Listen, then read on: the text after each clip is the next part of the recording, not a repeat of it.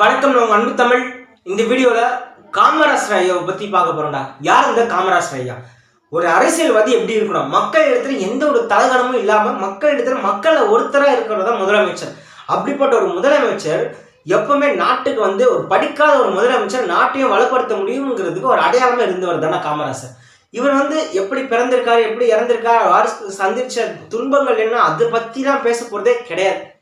என்னை பொறுத்த வரைக்கும் ஒரு படிக்காத ஆள் தமிழ்நாட்டை எப்படிலாம் வளர்க்க முடியுமோ அவருக்கே அவள் இருக்குன்னா நம்மளால பார்த்தீங்கன்னா என்னென்னலாம் கொண்டு வர முடியும், என்னென்ன சீர்திருத்தம்லாம் பண்ண முடியுங்கிறத ஒரு சிம்பிளாக சொல்லிப்போம். ஒரு படிக்காத ஆள் ஒரு நாட்டு மக்களை ஒருத்தனா இருக்கிறவங்க கூட சின்ன சின்ன சேஞ்சஸ் மூலிமா நாடு வளர்க்க முடியும் அப்படிங்கிறதுக்கு ஒரு அடையாளமாக காமராஜ் ஐயா அவ்வளோ பண்ணியிருக்காரு. ஒரு படிக்காத எப்படி அரசியல் நடத்தியிருக்காரு எல்லாமே பற்றி நம்ம இந்த வீடியோவில் பார்க்க போகிறோம். இவர் சிம்பிளாக சொன்னால் 1903 ஜூலை 15 விருதுநகரில் பிறந்திருக்காரு. சரிங்களா? இவரோட அரசியல் வாழ்க்கையில் ஃபர்ஸ்ட்லாம் பார்த்தீங்கன்னா தமிழ்நாட்டில் பார்த்தீங்கன்னா சுகர் மினி எங்கேயுமே இல்லை, சுகர் ஃபேக்ட்ரி எங்கேயுமே இல்லை. சுகர் ஃபேக்ட்ரி எங்கேயுமே இல்லாதனால என்ன ஆகணும்னு பார்த்தீங்கன்னா ஜப்பான்ல இருந்து நம்ம இங்கே இருக்கிற பாப்புலேஷன், இங்கே இருக்கிற மக்களை வச்சு சம்பாதிக்கலாங்கிறதுக்காக என்ன பண்ணுவாங்கன்னா அங்கிருந்து ஒரு ஃபேக்ட்ரி கொண்டு வருவாங்க. என்னன்னு சொன்னால் ஒரு ஃபேக்ட்ரி பார்த்தீங்கன்னா 10% தரோம், 10% ஒரு ஃபேக்ட்ரிக்கு மொத்தம் ஒரு 10 ஃபேக்ட்ரி நாங்கள் கன்ஸ்ட்ரக்ட் பண்ணி நாங்கள் இங்கே பிஸ்னஸ் பண்ணிக்கணுமான்னு கேட்பாரு. காமராஜ் ஐயா அப்ரூவல் கொடுத்துருவார். கொடுத்தோன்னே என்ன ஆகணும் பார்த்தீங்கன்னா அவர் கூட இருந்த பிஏ கேட்பார், இது மாதிரி வெளிநாட்டில் இருக்கிறவங்களாம் இங்கே இது ஆரம்பிச்சிட்டாங்கன்னா நம்ம என்ன பண்ணுறது அப்படின்னு கேட்பாரு. அவன் எவ்வளோ தரேனா 10% மொத்தம் எத்தனை ஃபேக்ட்ரி, 10 ஃபேக்ட்ரி, அப்போ மொத்தம் எவ்வளோ 100%. அப்புறம் என்ன கவர்மெண்ட் பேர் ஒரு சுகர் ஃபேக்ட்ரி கன்ஸ்ட்ரக்ட் பண்ணிடு, இந்த ஃபேக்ட்ரியில் அவங்க கொடுக்குறத விலையை விட நீ கம்மியாக கொடு, முடிஞ்சிச்சு வேலை. அங்கே வாங்குறவங்க யாராவது பணக்காரங்களாம் இருந்தால் வாங்கிக்கிட்டோம், இங்கே அதே சுகரை கம்மியான விலை கூட ஏழை மக்களுக்கு உதவட்டும்னு சொல்லிட்டு ஏழை மக்களுக்காக உதவுறது தான் காமராஜர். இதுவே சிம்பிளா சொல்லிட்டு முடிச்சுட்டு போயிட்டே இருப்பார். அது பாருங்க, சிம்பிளான கணக்கை போட்டு இன்னொரு அவர் கன்ஸ்ட்ரக்ட் பண்ண ஃபேக்டரிக்கு இவர் ஆப்போசிட் ஒரு ஃபேக்டரி கன்ஸ்ட்ரக்ட் பண்ணி ஏழை மக்களுக்காக உதவுறதுக்காக இந்த ஃபேக்டரி கொடுத்துட்டாரு. பாத்தீங்களா? இது மட்டும் இல்லாமல் பாத்தீங்கன்னா திருநெல்வேலியிலிருந்து தூத்துக்குடி வரைக்கும் போயிட்டு இருப்பார். திருநெல்வேலியிலிருந்து தூத்துக்குடி வரைக்கும் போயிட்டு இருக்கும்போது என்ன பாத்தீங்கன்னா வழியில நிறைய கிராமத்தான்கள் யார் பார்த்தீங்கன்னா கிராமத்தில் இருக்கிறவங்கள வழி மறைச்சு போராட்டம் பண்ணிட்டு இருப்பாங்க. என்னன்னு சொல்லிட்டு போராட்டம் பண்ணிட்டு இருப்பாங்க பார்த்தீங்கன்னா இது மாதிரி எங்கள் நாட்டில் கரண்டே இல்லை, கரண்ட் இல்லாதனால குழந்தை குட்டிங்க எல்லாம் ரொம்ப கஷ்டப்படுறாங்க, என்ன பண்ணுறதுன்னு தெரில, நாங்கள் இங்கே ரொம்ப அவஸ்தை பார்த்துட்டு இருக்கோம் அப்படிங்கிறது காமராஜ் ஐயா சொல்லுவார். ஐயா என்ன பண்ணுவார் பார்த்தீங்கன்னா ஏன் இங்கே இவ்வளோ பிரச்சனை அப்படின்னு சொல்லிட்டு, ஏன் கரண்ட் இல்லைன்னு சொல்லிட்டு அங்கே இருக்கிற இன்ஜினியரை கூப்பிட்டு பேசுவார். என்னன்னு சொல்லுவார் பார்த்தீங்கன்னா மின்சாரம் கம்பத்துக்கு நாங்கள் கொட்டேஷன் கொடுத்துருக்கு, இன்னும் வரல ஐயா, என்ன பண்ணுறதுன்னு தெரில, அங்கே லேட் பண்ணுறாங்க, அங்கேருந்து லைன் வந்துருச்சுன்னா நான் இந்த பிரச்சனையை முடிச்சிருப்பேன் அப்படின்னு சொல்லுவார். சொன்னதை கேட்டோம் காமராஜ் ஐயா என்ன பண்ணுவார் பார்த்தீங்கன்னா அங்கே இருக்க மக்களுக்கு எனக்கு ஒரு உதவி செய்ய முடியுமா, உங்களால் எனக்கு ஒரு பனைமரம் மட்டும் கொடுக்க முடியுமா, பனைமரம் உங்களை நுங்கு கிடைக்கும் பார்த்துருக்கீங்களா, அதுதான் பனைமரம், எனக்கு ஒரு பனைமரம் மட்டும் கிடைக்குமா அப்படிங்கிறத பார்த்தீங்கன்னா மக்கள் இடத்துல கேட்டிருப்பாரு. அவங்க என்ன சொல்லுவாங்கன்னா சரிங்க ஐயா நான் கொடுக்குறேன்னு சொல்லிட்டு அந்த பனைமரத்தை எடுத்துகிட்டு போயிட்டே கொடுப்பாங்க. அப்புறமா இன்ஜினியர் கிட்ட போயிட்டு என்ன கேட்பாங்கன்னு பார்த்தீங்கன்னா அந்த மின்சாரத்துறை இன்ஜினியர் கிட்ட போயிட்டு பனைமரத்தை நீங்கள் மின்சாரம் கம்மா யூஸ் படுத்தி நீங்கள் இது பண்ணிடுங்க, மின்சாரத்தை கொடுக்க முடியுமான்னு கேட்பாங்க. கொடுக்க முடியுமான்னு கேட்டதுக்கு அவங்க என்ன சொல்லுவாங்க, கொடுக்க முடியும் அப்படின்னு சொல்லிட்டு அந்த பிரச்சனையும் பார்த்தீங்கன்னா ஈஸியாக சால்வ் பண்ணிட்டு போயிட்டே இருந்திருப்பாரு. இந்த ஒரு பிரச்சனைனாலும் ஒரு படிக்காத ஆள் இவ்வளோ யோசிச்சு இந்த மாதிரி பிரச்சனைகளாம் சால்வ் பண்ணி மக்கள் இடத்துல போயிட்டு மக்கள்கிட்ட போய் மக்களுக்கு என்ன பிரச்சனைகளை தீர்த்து வைக்கிறதுல காமராஜர் அடிச்சுக்க ஆளே கிடையாது. அது மட்டும் இல்லாமல் பார்த்தீங்கன்னா நாடு வளர்க்கறதுக்காக நாட்டில் இருக்கிற பிரச்சனை தீர்க்கிறதுக்காக அந்த டைமில் நேரு பிரைம் மினிஸ்டராக இருந்தாங்க. பார்த்தீங்கன்னா அந்த டைமில் பார்த்தீங்கன்னா இந்தியாவுக்கு 1947 சுதந்திரம் கிடைச்சதுக்கு அப்புறமா நாடு வளரமா அல்லது பிரிட்டிஷ் இங்கிருந்து வெளியே போயிட்டாங்க. பிரிட்டிஷ் நாடு இந்தியா விட்டு வெளியே போனதுக்கு அப்புறமா இந்தியா ஒரு நாடா இனிமேல் வளரவா போது, அவங்களுக்கு ஏது பொருளாதாரம், அவங்க எப்படி இனிமேல் எப்படி வளர்றாங்கன்னு பார்த்துக்கலாம், உள்ள எப்படி வருமானம் வருது, எப்படி எங்கெங்க அந்த நாடு எப்படியெல்லாம் மேம்பட்டு வளருது நான் பார்க்குறேன். ரொம்ப ஏலத்தனமாக பார்க்க ஆரம்பிச்சாங்க. இந்தியா இனிமேல் வளராது, இனிமேல் அவள் தான் இந்தியாவோட கதை முடிஞ்சிச்சு, பின்தளிரும் அப்படிங்கிற ஏலத்தனமாக பார்க்க ஆரம்பிச்சிட்டாங்க. இதனால இந்தியாவுக்கு மிலிட்ரி ஃபோர்ஸ் தேவைப்பட்டது. யார் நம்ம எப்போ வேணாலும் அட்டாக் பண்ணிடலாம், அதனால பார்த்தீங்கன்னா நமக்கு ஒரு பாதுகாப்பு வேணுங்கிறதுக்காக பார்த்தீங்கன்னா ஒரு மிலிட்ரி ஃபோர்ஸ் இந்தியாவுக்கு தேவைப்பட்டிருந்து.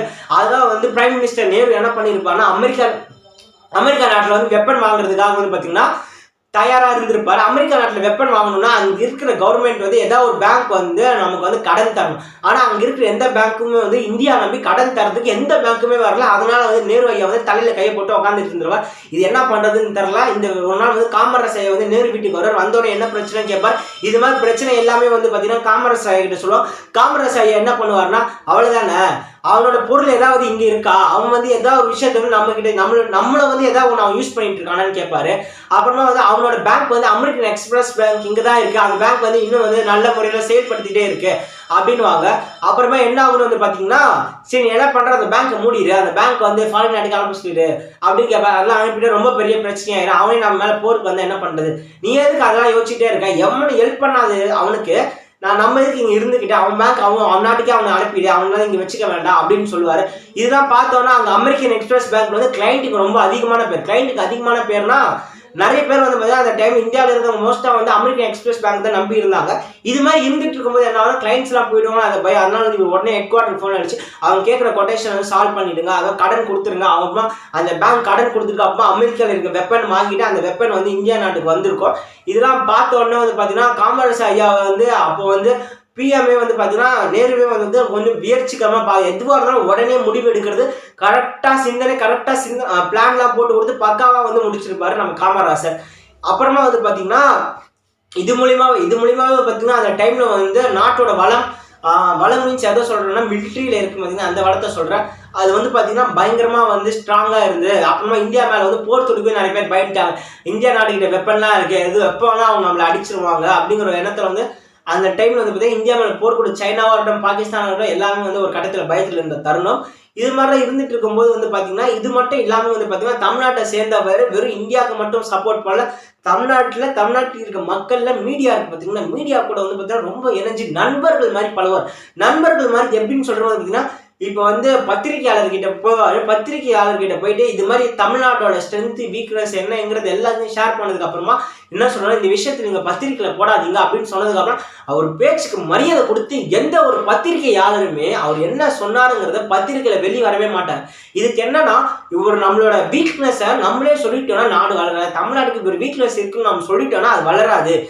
நம்ம எவ்வளோ வந்து நம்மளோட வீக்னஸை நம்ம மறைச்சிக்கிட்டே இருக்குமோ அதை வந்து பார்த்தீங்கன்னா நம்மளோட வீக்னஸை ஸ்ட்ரென்த்தாக மாற்றிக்கிட்டு யூஸ் பண்ணிக்கிட்டே இருக்கணும் அப்படிங்கிற ஒரு விஷயத்த வந்து பார்த்தீங்கன்னா காமராஜ் ஐயா வந்து அப்போவே ஃபாலோ பண்ணிகிட்டே இருந்திருக்காரு. எந்த ஒரு இதுவாக இருந்தாலும் அவர் வந்து ஈஸியாக வந்து பழகிற விதமாக இருக்கட்டும், மக்கள் இடத்துல மனிதாபிமானத்தோடு வாழ்ந்தவர் தான் காமராஜர். ஒரு நாள் வந்து காமராஜ் சுந்தரம்ங்கிற ஒரு ஃபோட்டோகிராஃபர் ஒரு மீடியா சேர்ந்தவர் வந்து பார்த்தீங்கன்னா சுற்றி ஃபோட்டோ எடுத்துகிட்டே இருந்திருப்பார். இதை பார்த்தோன்னே வந்து பார்த்தீங்கன்னா என்னடா அவன் சுற்றி ஃபோட்டோ எடுத்துகிட்டே இருக்கான், அவர் கூப்பிட்டு என்னடா கையில் ரத்தம், ஃபோட்டோ எடுத்து கையில் ரத்தம் வந்துருக்கும், அதை பார்த்து என்னடா கையில் ரத்தம், ஃபர்ஸ்ட் ஹாஸ்பிட்டல் போட, இனிமேல் இல்லைங்க உங்களை ஃபோட்டோ எடுத்தால் தான் எங்களுக்கு சம்பளம் அப்படின்னு சொன்னா, நீ ஃபர்ஸ்ட் ஹாஸ்பிட்டல் போடான்னு சொல்லிட்டு அவர் ஆம்புலன்ஸ் எடுத்து காமராஜ் ஐயா அனுப்பியிருப்பார். காமராஜ் ஐயா மேலே தீவிரமாக இருந்தவங்க பல பேர். அதுக்கப்புறமா பார்த்தா அவர் மக்கள் இடத்துல வந்து எல்லாரையும் ஒரே மாதிரியை பார்த்துருக்காரு, இதுதான் உண்மை. அதுக்கப்புறமா வந்து பார்த்தீங்கன்னு வச்சுக்கோங்க, காமராஜ் ஐயா வந்து பஸ் ஸ்டாண்டோட நிறைய ஒரு பஸ் ஓனர்லாம் இருப்பாங்க பார்த்தீங்கன்னா, அவங்க வந்து சந்திக்கிற தருணம். அதுவும் பஸ் ஓனரை சந்திக்கிறதுக்கு போகும்போது வழியில் வந்து காமராஜ் ஐயாவோட வண்டியை மறைச்சி, ஐயா எங்களுக்குமே பஸ் வரல, அதுதான் சொன்னதுமா என்ன பஸ் ஏன் இன்னும் வரலன்னு கேட்குமா, ஐயா வந்துட்டு இருக்கா அப்படின்னு சொன்னதுமா நின்று அந்த பஸ் ஓனரை கூட சந்திக்கல. அந்த விஷயத்த அவர் மறந்துட்டாரா என்ன எதுன்னு தெரில. அது வந்து பொறுமையாக போய்க்கலாம் அப்படின்னு நின்றுட்டு அந்த மக்களை பஸ்ஸு ஏற்றி வழியை அனுப்பி வச்சுட்டு அவர் போய் பஸ் ஓனரை பார்க்க போயிருக்காரு. போனதுக்கப்புறமா அங்கே இருக்க பஸ் ஓனர்லாம் காணும் என்ன எதுன்னு பார்த்தா அவங்க கிளம்பி போயிட்டாங்க.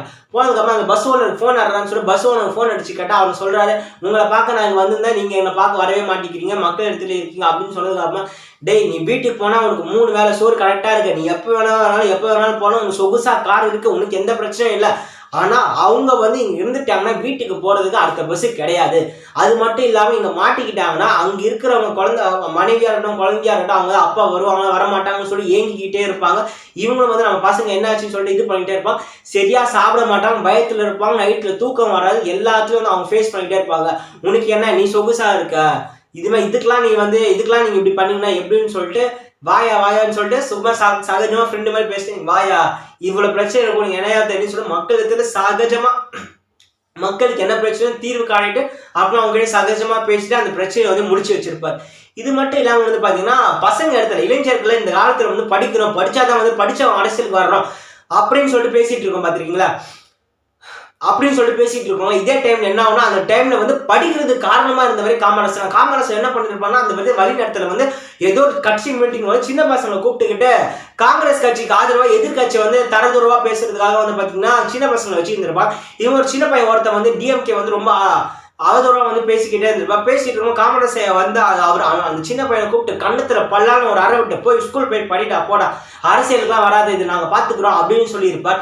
ஏன்னா பசங்க வந்து அரசியலுக்கு வந்துட்டாங்கன்னா படிப்புங்கிறத ஒன்று மறந்துட போகிறாங்க.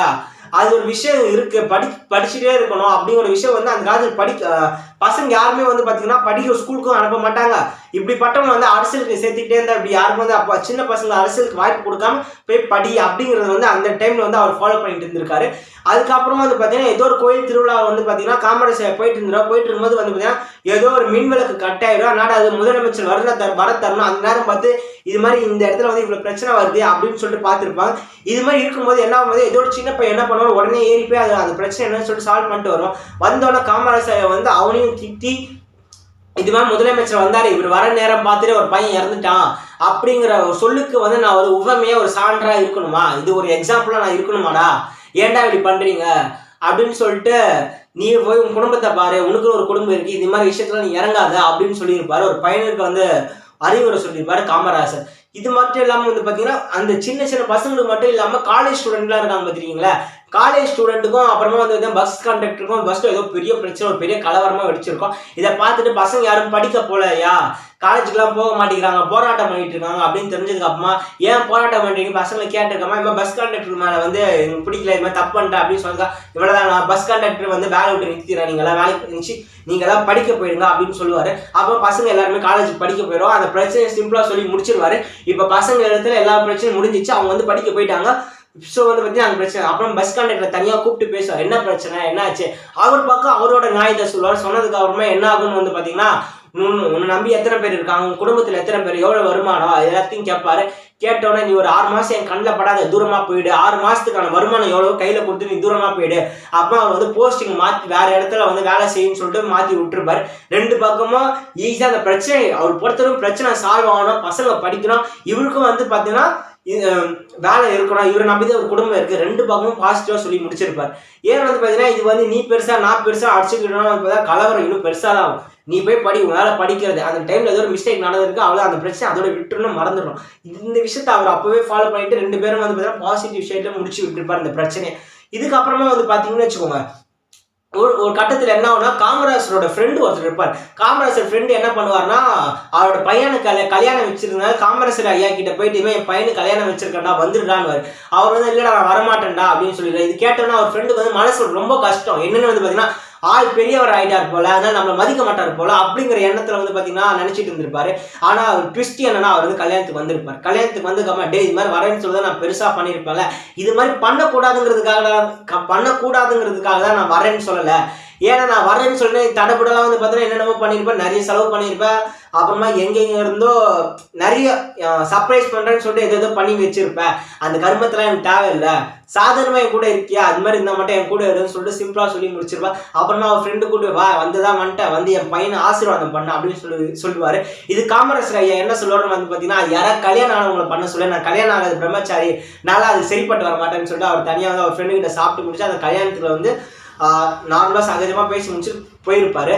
இது மாதிரி அவர் எப்பவுமே ஒரு நல்ல பணக்கார வாழ்க்கை, அப்புறமா வந்து சொகுசா வாழ்றது எதுவுமே ஆசைப்படா. உங்ககிட்ட என்ன இருக்கோ அது என்கிட்ட கூட, எனக்கு நீ எதுவும் செய்ய வேண்டாம். அப்புறமா வந்து பார்த்தோன்னா உங்ககிட்ட இருக்கிறத வந்து மக்களுக்கு கொடுத்துட்டே இரு அப்படிங்கிற விஷயத்த வந்து பார்த்தீங்கன்னா அவர் சிம்பிளாக சொல்லியிருப்பாரு. அப்புறமா வந்து பார்த்தீங்கன்னா இதே மாதிரியே இந்த ஃப்ரெண்டுக்கு எப்படி பண்ணாரோ இன்னொரு ஃப்ரெண்டு நெருக்கமான ஒரு ஃப்ரெண்டுன்னு சொல்ல மாதிரி எம்எல்ஏலாம் எப்படி இருப்பாங்க அவர் கட்சியில் இருக்காங்க, அது மாதிரி நெருக்கமான ஒருத்தர் நல்ல மனுஷர்.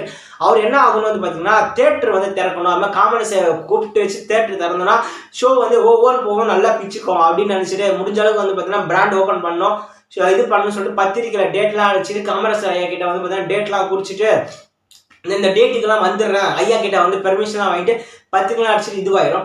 அப்புறமா என்ன ஆகும்னு வந்து பார்த்தீங்கன்னா அந்த கொட்டேஷன், அதாவது டிஸ்ட்ரிக்ட் கலெக்டர் என்ன பண்ணியிருப்பாருன்னா இந்த தேட்டரை திறக்கக்கூடாது அப்படின்னு சொல்லிட்டு அது சைன் போட்டிருக்கவே மாட்டார். ஏன்னு வந்து கேட்டிங்கன்னா உள்ளே வந்து ஒயரிங் ப்ராசஸ் கம்ப்ளீட்டாக முடிஞ்சிருக்காது, கன்ஸ்ட்ரக்ட் பண்ணுறது வந்து கம்ப்ளீட்டாக முடிஞ்சிருக்கா, அதனால வந்து இதை அப்ரூவ் பண்ணவே மாட்டேன்னு சொல்லிட்டு டிஸ்ட்ரிக்ட் கலெக்டர் வந்து ஒத்த காலம் நிற்பார். இதை கேட்டோன்னா காமராஜ் ஐயாவுக்கு வந்து காதுக்கு போயிருக்கோம். என்னன்னு வந்து பார்த்தீங்கன்னா இவர் என்ன சொல்லியிருப்பாருன்னு வந்து பார்த்தீங்கன்னா அந்த தியேட்டர் ஓனர் வந்து என்ன சொல்லியிருப்பாருன்னா இங்கே யார் வரா தெரியுமா, முதலமைச்சர் வராரு, மறக்காம சைன் பண்ணிவிடு, அப்புறம் உனக்கு தான் பிரச்சனை அப்படின்னு சொல்லி மாட்டினதுக்கு அப்புறமா கலெக்டர் என்ன சொல்லியிருப்பாருன்னு வந்து பார்த்தீங்கன்னா நான் நினைச்சேன்னா நின்று முதலமைச்சர் ஆக முடியும், உங்க முதலமைச்சர் நான் நினைச்சாருன்னா படிச்சு அவரால் கலெக்டர் ஆக முடியுமா அப்படின்னு கேட்டுருப்பா. இது கேட்டவொடனே இந்த விஷயம் வந்து பார்த்தீங்கன்னா உடனே காமராஜர் ஐயாவோட காதுக்கு போயிருக்கும். போனது உடனே காமராஜர் ஐயா என்ன பண்ணியிருப்பாருன்னா, அவன் பையன் சொல்றது கரெக்டு தான், நான் என்ன படிச்சா அந்த கலெக்டர் வாசல இருக்கிற பியூனா கூட என்னால் ஆக முடியாது அப்படின்னு சொல்லியிருப்பாரு.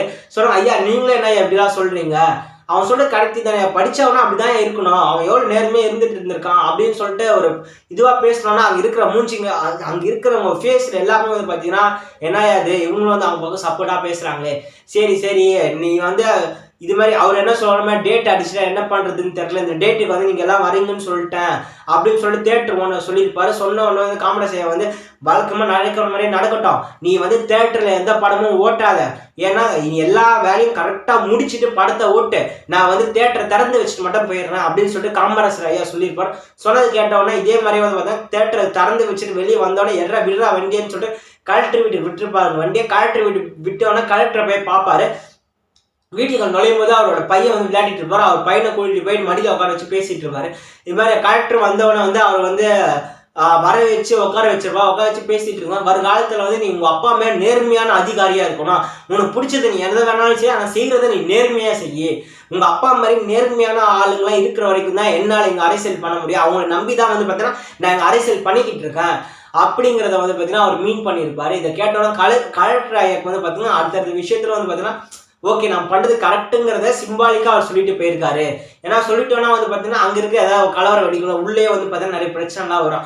அதனால் வந்து கலெக்டர் ஐயா பார்த்து கலெக்டர் ஐயா வந்து டிஸ்ட்ரிக்ட் கலெக்டரை பார்க்குற மாதிரி போயிட்டு டிஸ்ட்ரிக்ட் கலெக்டரை வந்து பார்த்தீங்கன்னா பார்க்காம அவர்கிட்ட எதுவுமே பேசாமல் அவர் பையன்கிட்ட சிம்பாலிக்காக பேசிட்டு வந்திருப்பார் காமராஜர்.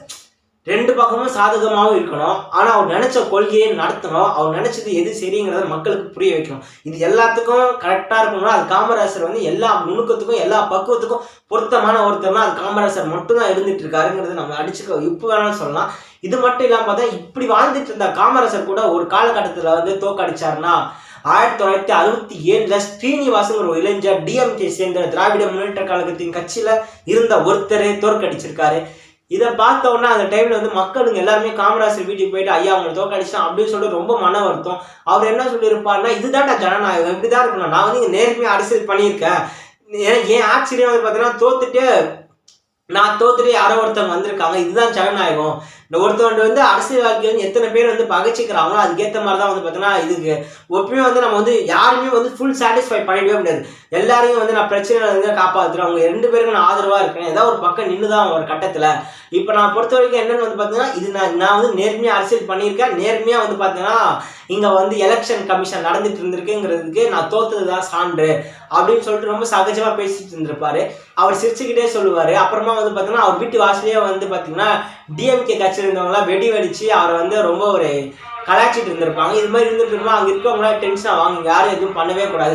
இதே மாதிரி தான் நான் ஜெயிக்கும் போது கூட நீங்க வந்து அவங்க வீட்டு வாசல வெடிலாம் வெடிச்சிட்டு இருந்தீங்க. காமராஜர் என்ன சொல்லியிருப்பாருன்னா, அவங்க கட்சி பாட்டில் நிறைய காங்கிரஸ் கட்சி பாட்டி தலைவர்களா இருப்பாங்க, யாருமே வந்து பார்த்தீங்கன்னா டிஎம்கே விமர்சிக்க கூடாது, 6 மாசத்துக்கு யாருமே வந்து விமர்சிக்கவே கூடாதுங்கிறத வந்து சொல்லியிருப்பாரு. ஏன்னு வந்து பார்த்தீங்கன்னா அவர் பொறுத்த வரைக்கும் அவர் அரசியல் தோத்துட்டாரு, இருந்தாலும் அவர் இருக்கிற காலகட்டம் வரைக்கும் வந்து பார்த்தீங்கன்னா மக்கள் இடத்துல அவர் சேவையான அவர் நினைச்ச விஷயத்த மக்கள் ஒருத்தராக இருந்து செஞ்சுட்டு இருந்திருக்காரு காமராஜர். ஒரு மனுஷனோட வாழ்க்கைக்கு என்னடா தேவை? கல்வின்னு சொல்லுவாங்க, படிக்கணும், படிச்சாதான் வாழ்க்கையில முன்னேற முடியும், சம்பாதிக்கணும், காசு இருந்தால் தான் நிறைய பேர் மதிப்பானுங்க, பையன் அழகா இருக்கணும், அழகா இருந்தால் கல்யாணம் நடக்கும், அழகா இருந்தால் தான் மற்றவங்களாம் வந்து பார்த்து நம்மளை மதிப்பானுங்க. இந்த 3 விஷயமும் இல்லாத ஒருத்தர் நம்ம எல்லாருமே திரும்பி பார்க்க வச்சவர் தான் காமராஜர் ஐயா. கல்வி வந்து படிக்காதவர், அப்புறமா காசு பணம் எதுவுமே இல்லாதவர், அழகு இல்லாதவர், 3மே இல்லாத ஒருத்தர் தனி மனுஷனோட கேரக்டர் பிஹேவியர் மட்டுமே அவரை திருப்பி பார்க்க வச்சிருக்கு. அப்புறமா அவரோட சிந்தனைகள், அப்புறமா மக்கள் எடுத்து நடந்திருக்கிற அந்த மனப்பக்குவம், மனிதாபிமானம், இந்த எல்லா விஷயத்த மட்டும்தான் வந்து பார்த்தீங்கன்னா காமராஜரை வந்து பார்த்தீங்கன்னா இந்த அளவுக்கு கொண்டு போயிருக்கு. இதை நீங்கள் என்ன நினைக்கிறீங்க? அப்புறமா நான் முடிஞ்ச அளவுக்கு வந்து என்னால் முடிஞ்ச அளவுக்கு நான் பாயிண்ட்ஸை கனெக்ட் பண்ணி பேசியிருக்கேன். ஏதாவது ஒரு விஷயத்த மறந்துட்டேன், அப்புறமா நீங்கள் இதை பற்றி நீங்கள் பேசல, இது முக்கியமான விஷயம், இந்த விஷயத்தை பற்றி நீங்கள் பேச மறந்துட்டீங்க, எதுவாக இருந்தாலும் சரி எனக்கு கமெண்ட்டில் சொல்லுங்கள், நம்ம அதை பற்றி பேசலாம். நான் பேசுகிற இந்த வீடியோ உங்களுக்கு பிடிச்சிருந்தா மறக்காமல் சப்ஸ்கிரைப் பண்ணிக்கோங்க. பாய். யாராவது புது வியூவர்ஸ் யாராவது வந்திருந்தீங்கன்னா சப்ஸ்கிரைப் பண்ணிக்கோங்க. பாய். தேங்க்யூ.